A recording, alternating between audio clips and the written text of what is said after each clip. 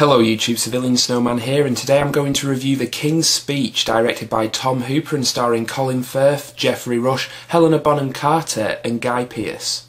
Now the plot follows the relationship between Prince Albert, the Duke of York, played by Colin Firth, and that of his speech therapist Lionel Logue, played by Geoffrey Rush.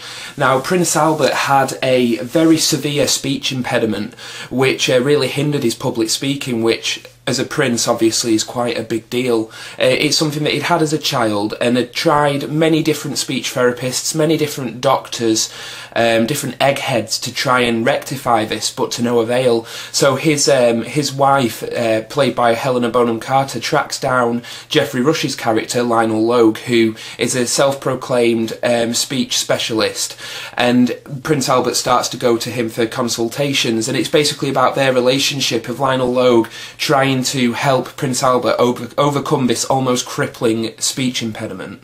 Now, going into this film, I didn't really know what to expect because Tom Hooper is a director. I don't think I've seen any of his past films. I know the last one he did was The Damned United, which I never bothered with because I'm not really interested in that kind of movie.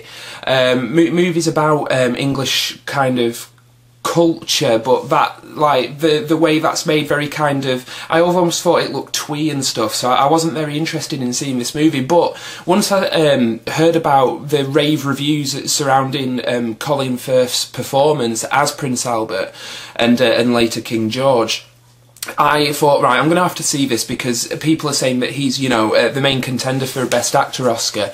So I thought I'd give it a chance, and let me just say I'm glad I did. I thought that the strongest aspect of this movie, and the part of it that really hooked me in the most, was the relationship between Prince Albert and Lionel Logue, the speech therapist. I literally could have sat there for 2 hours and watched these two in a room talking.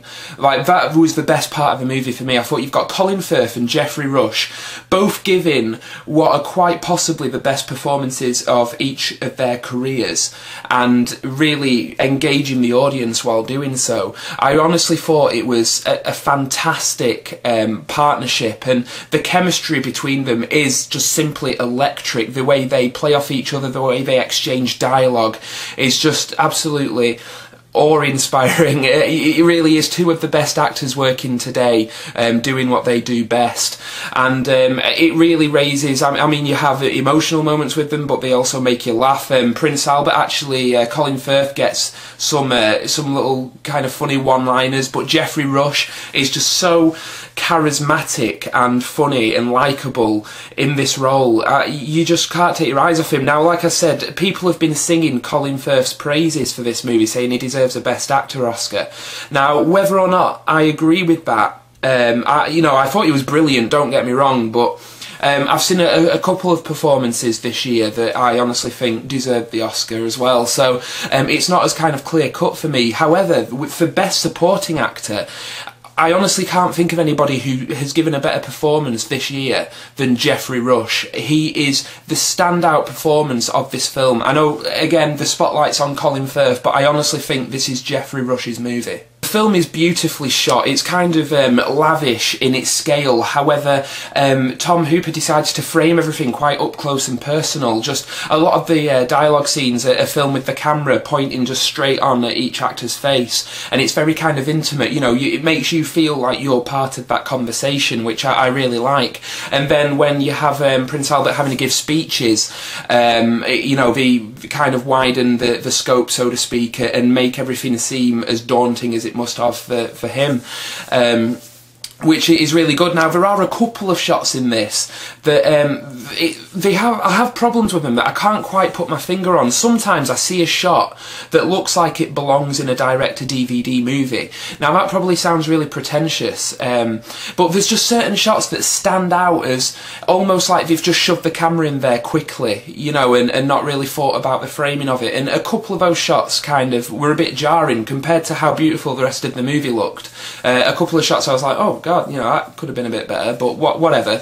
You know, on the most part, it's beautiful to look at. The costume design and everything, it's very authentic. It's a period piece, obviously, and it is a beautiful movie. Now, whether or not this film will be on my top 10 of 2010, I honestly don't know, because I think that with two lesser actors in the roles of Prince Albert and Lionel Logue, the film wouldn't have been anywhere near as good. Like I said, the main thing I enjoyed from it were the performances, and I can't really fault any of them. I mean, even Guy Pearce pops up as Prince Albert's older brother, who was King Edward for about 5 minutes before he left the throne. And, you know, to have an actor like Guy Pearce pop up for 5 minutes in a movie, you know, he really gives a great performance as well in such a short space of time. I mean, the performances across the line are flawless. So as I said, I really enjoyed The King's Speech. I thought it was a terrifically acted, very well written film that is well worth checking out. Like, if you've been on the fence about whether or not to see it, I highly recommend it. And like I said, everybody's focusing on Colin Firth's performance as Prince Albert, but I mean, it is a great performance. You would, if you didn't know that it was Colin Firth, then you would believe that he had a speech impediment in real life. He really sells that to you. And as well, while I was watching it, I forgot I was watching Colin Firth and Geoffrey Rush. I was watching the characters, not the actors playing a role. And that's when an actor is doing the job properly. I completely forgot I was watching two actors, and I was with them. I was fully engaged. And Colin Firth does so well to bring such emotion to a character. I mean, the royal family is kind of notorious, especially around that era, for being emotionally bankrupt. But he brings a certain level of emotion to his character through the speech impediment. And like I said, the speech impediment is so realistic that you do feel for him. So his performance is magnificent. It really is. But for me, as I said, the standout is Geoffrey Rush. I honestly think he gives the best performance of the movie, and probably one of the best performances I've seen this year, and definitely deserves the Best Supporting Actor Oscar nomination at least. So I fully recommend The King's Speech. I'd give it, out of 5 stars, I'd give it 4 stars.